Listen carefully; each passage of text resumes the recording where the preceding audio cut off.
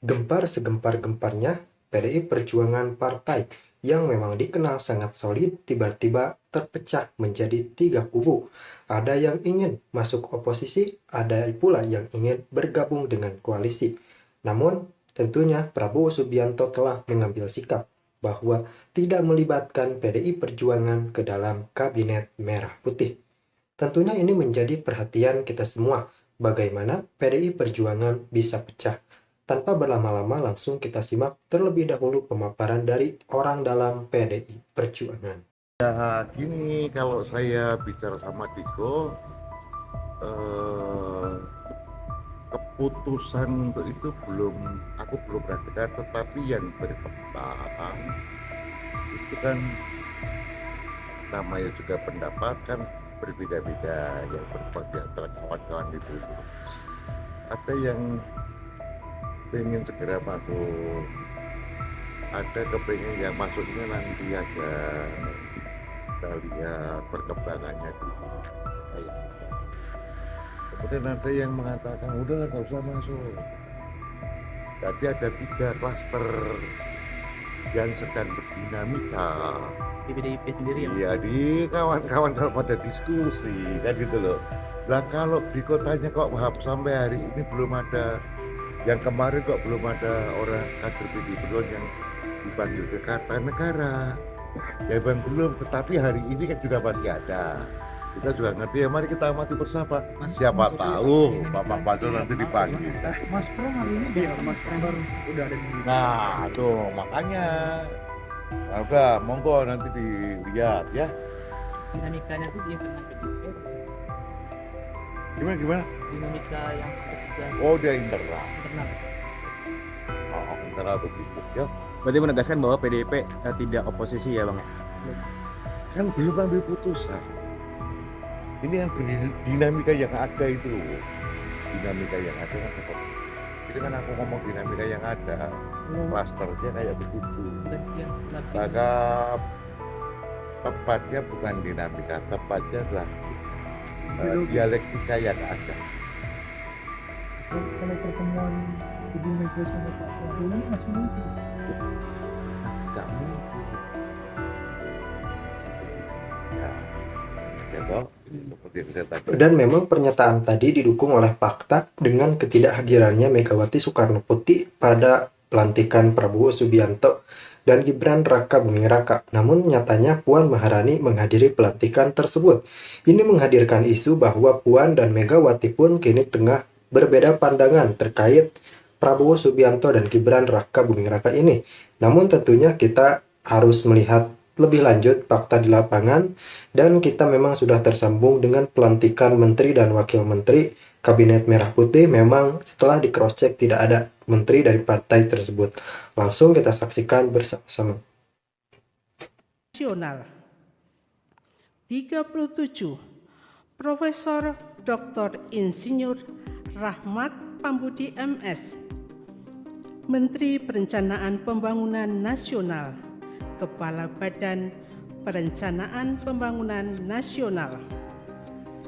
38 Rini Widiantini SH-MPM, Menteri Pendayagunaan Aparatur Negara dan Reformasi Birokrasi. 39 Erick Thohir, Menteri Badan Usaha Milik Negara.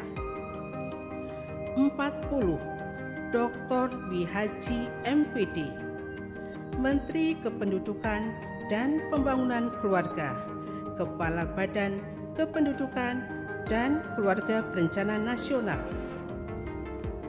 41 Dr. Hanif Faisal Nurofik MP, Menteri Lingkungan Hidup, Kepala Badan Pengendalian Lingkungan Hidup. 42 Rosan Perkasa Ruslani, Menteri Investasi dan Hilirisasi, Kepala Badan Koordinasi Penanaman Modal. 43 Budi Ari Setiadi MSI, Menteri Koperasi. 44 Maman Abdurrahman ST, Menteri Usaha Mikro, Kecil dan Menengah. 45. Widianti Putri PSC, Menteri Pariwisata. 46. Teuku Rifki Harsha, Menteri Ekonomi Kreatif, Kepala Badan Ekonomi Kreatif. 47. Arifatul Khoiri Fauzi MSI, Menteri Pemberdayaan Perempuan dan Perlindungan Anak. 48. Abe Nandito Aryotejo SH, Menteri Pemuda dan Olahraga. Ketiga dan seterusnya ditetapkan di Jakarta pada tanggal 20 Oktober 2024. Presiden Republik Indonesia H. Prabowo Subianto. Keputusan Presiden Republik Indonesia nomor 135P tahun 2024 tentang pengangkatan Jaksa Agung Republik Indonesia. Dengan rahmat Tuhan Yang Maha Esa, Presiden Republik Indonesia menimbang dan seterusnya, mengingat dan seterusnya, memutuskan, menetapkan dan seterusnya. Ke-1, mengangkat Profesor Dr. H. Sanitiar Burhanuddin SHMM sebagai Jaksa Agung Republik Indonesia, dan kepada yang bersangkutan diberikan hak keuangan dan fasilitas lainnya sesuai yang diberikan kepada Menteri Negara.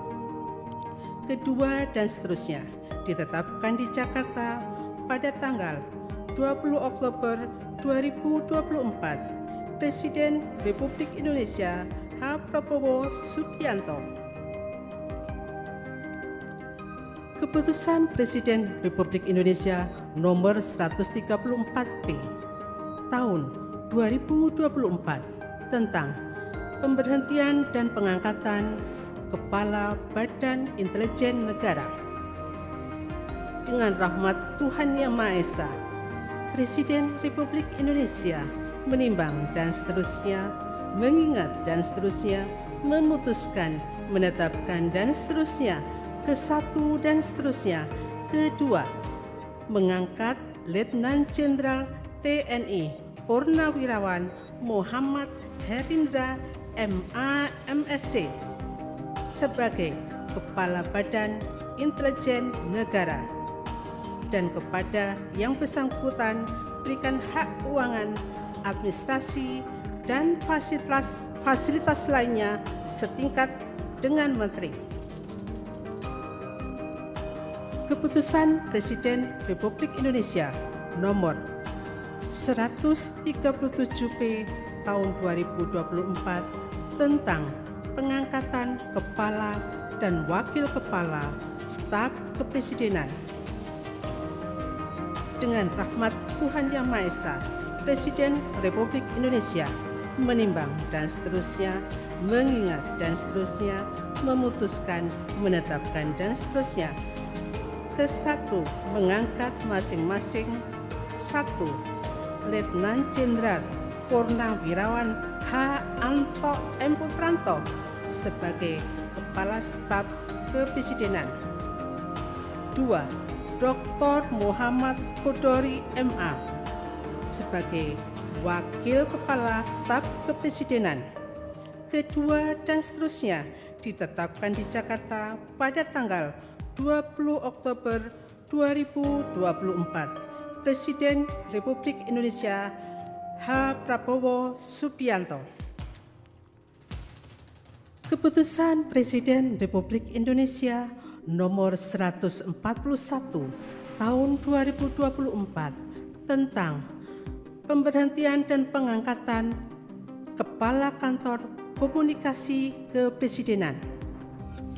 Dengan rahmat Tuhan Yang Maha Esa, Presiden Republik Indonesia menimbang dan seterusnya, mengingat dan seterusnya, memutuskan, menetapkan dan seterusnya.